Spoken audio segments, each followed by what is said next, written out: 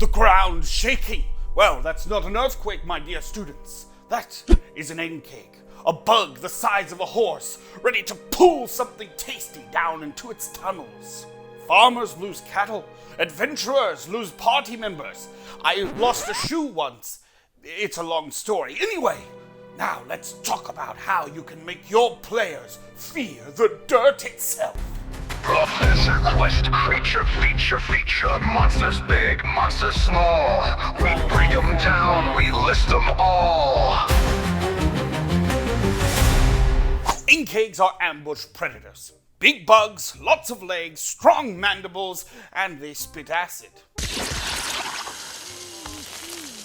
At challenge rating 2, they're great for low-level parties, especially those who are traveling along the road thinking they're safe. Spoiler alert, they're not. They hit hard, but what makes them scary isn't the numbers, it's how they fight. Here's why you'd put an Ankheg in your game. Number 1, environmental threat. They make the land itself dangerous. Suddenly, flat farmland is more scary than a dungeon, isn't it? Number 2, story hooks. Cows going missing, fields collapsing, villagers talking about earth monsters.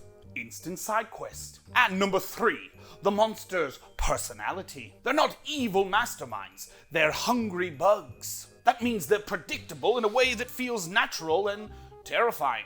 A dragon wants treasure. An Ankheg just wants to feed. Now, when you put an Ankheg in combat, this is where most DMs get it wrong. Final combat! They plop the Ankheg right down in front of the party and let them whack at it until it dies. Boring. Instead, play the monster's nature. Ankhegs are ambushers. They burrow under the party, they pick a target, they pop up and drag it away. Suddenly, the group is split. The wizard is stuck in a hole screaming for help. Delicious chaos. So use these tips when planning your Ankheg encounter. Ambush style. Pop up under the weakest looking PC, drag them away. Do not let them stand still. Acid spray. This is your cinematic moment. Use it when the party clusters up, or when somebody thinks they found cover. Nah, no cover. Just sizzling regret. And finally, retreat. Ankhegs aren't brave. If bloodied, they might retreat back underground into their tunnels. That sets you up for round 2 later, and it makes the world feel more alive. Creatures want to survive too. Yes, they're bugs, but you can still make them feel like characters. Maybe your particular Ankheg has a bit of a nervous tick where it chitters loudly right before it attacks.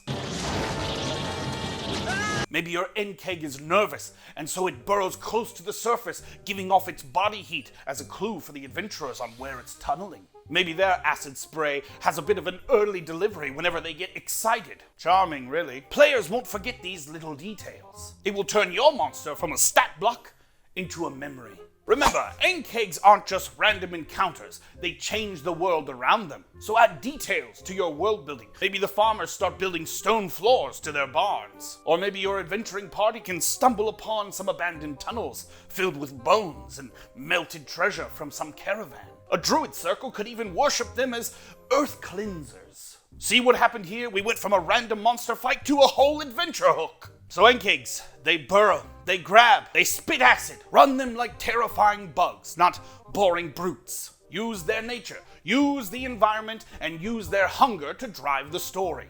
Do that and your players will never look at farmland the same way again. Now, if you'll excuse me, I think I should go. The ground is starting to shake again.